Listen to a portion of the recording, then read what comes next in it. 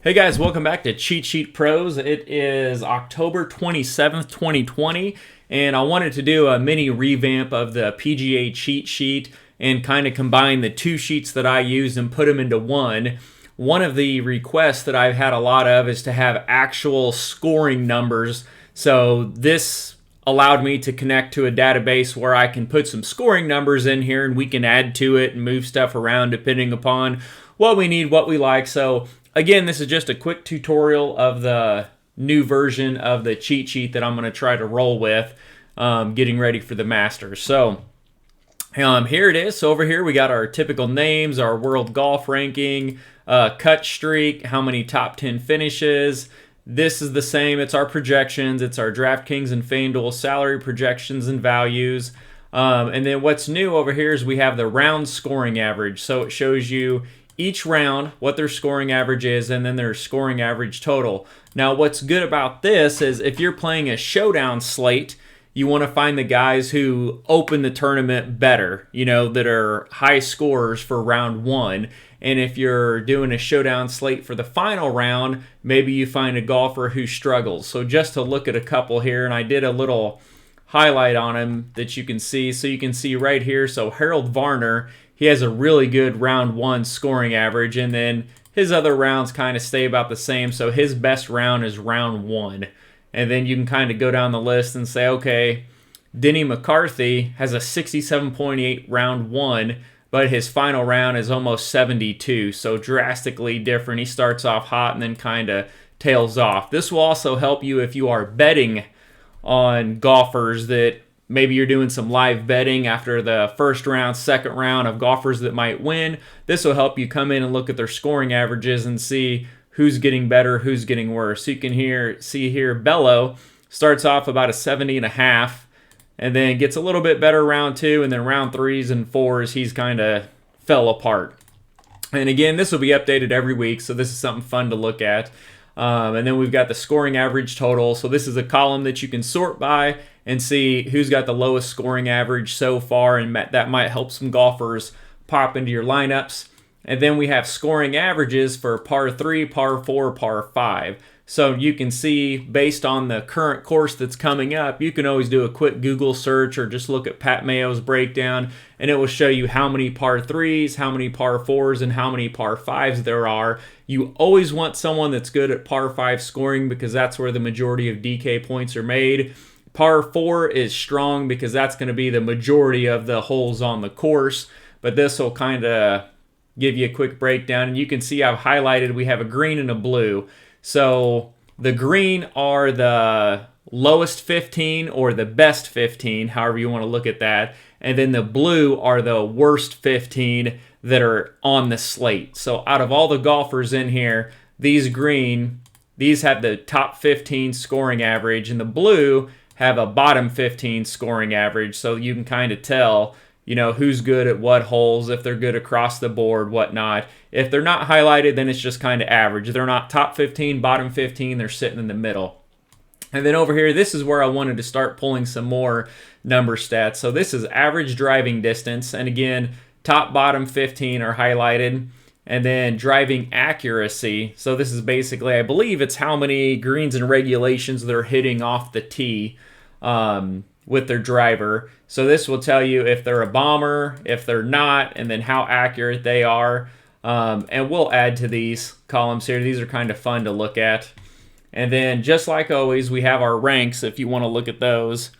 And our standard ranks, and these are usually for the last 36 rounds. If I do last 50 rounds, I feel like it's spread out too much. So the last 36 rounds of golf this golfer has played, this is how they rank in everything from DK points, all the strokes gained, opportunities gained, birdie or better, bogeys, drive distance, GIR, sand save, scrambling, overall proximity. You have the specific proximity numbers, pars 3s, pars 4s, pars 5s. And then over here, this is just an average of every one of these is right here, so you can sort by that. And again, the top 15 are highlighted. And then the key ranks here, and the key ranks are pretty much the same for most courses. It's going to be your average of like par 4, par 5 scoring. I do total proximity, And then the strokes gained, tee to green, approach, and DK points are just some of the basic ones I put in there for some key stats. Someone might be, for example, this top guy, terrible at proximity 200 plus. Well, he might be playing a course where there is no 200 plus proximity shot. So that would skew this number, but this is going to kind of stay about the same. And then what's really fun about this new sheet that I love is you might have looked at our player tracker, and let me pull it up and I'll show it to you. So the player tracker, I posted it for a while and then I stopped and then I put it back. So I keep an Excel sheet of every golfer and how they do each tournament. So you can see the tournaments up here all the way across. This is when COVID happened and shut down. I put a break. And then these are all the tournaments since. So I can say, okay, Brendan Todd, the most expensive golfer this week, what has he done? And I can look back at the last 15, 20 tournaments, and I started over here at the Century and Sony and then just kept adding to it. So what I'm doing is, instead of having a separate sheet, let me close that out, I'm putting the last 10 right here. So you can see the last 10 tournaments, and this is in terms of DK points, how they've done. So you can see Brendan Todd's last two, he scored 75.5 and 73 DK points. He didn't play the Shriners, the Sanderson, whatever that one is, and the U.S. Open. He put 49. So you can kind of see how they're doing. Usually if they're red, that's a missed cut. They're going to score somewhere between 20 and 30, 40 points. And then if it doesn't pull anything or they're not in there, it'll just say no play, and it kind of defaults to the background color. And then, so this will show you the last 10, and I'm going to try to keep all the names and everything updated on them. And then over here, this is our average fantasy points. So for these last 10, this is their average fantasy points. And again, the top 10, 15 are highlighted. I think I did top 15. And then over here, this is your ceiling, last 10 high. And the top 15 are highlighted green. So that shows you there's a lot of upside there for GPPs. Like Peter Malnati's the one that jumps out at me. He played the Shriners, put up 118, played the Sanderson, put up 121.5, and then before that didn't really do much. So I'd say he's running hot right now. And then over here, this is kind of a fun column that I added in right before I got ready to post it. And it is basically their average fantasy points out of the last 10 events. They might have only played 5 events out of the last 10, so it's going to show the average for those 5 that they did play. And then their current salary. And if they're over 8x, it's going to highlight green. If they're over 10x, it's going to highlight black.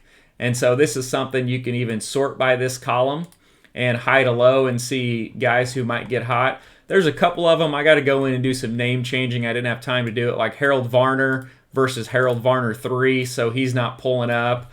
And then Rafa's another one I got to go in and change. But this is such a weak tournament. I'm just going to work on it for the next event. And I got to make a couple little changes. But this is a fun add to the sheet that I really like. And then these have always been on there. This is the actual strokes gained, putting, around the green, off the tee, ball striking, approach, tee to green, and total. So you can see how the golfer's playing from a strokes gained performance.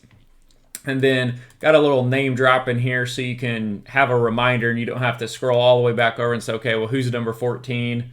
That drives me nuts. And then over here, this last section, this is our finishes. And just to go ahead and explain these again, so this is the last 5 finishes out of every tournament that they've played. So the difference between these, this is kind of confusing. So the last 6 tour events are here. So if they didn't play, there's just a little hyphen. It shows they did not play. And then CU is cut, and then it has their finishes. Now, this is the last 5 that they played, and this also includes Euro finishes.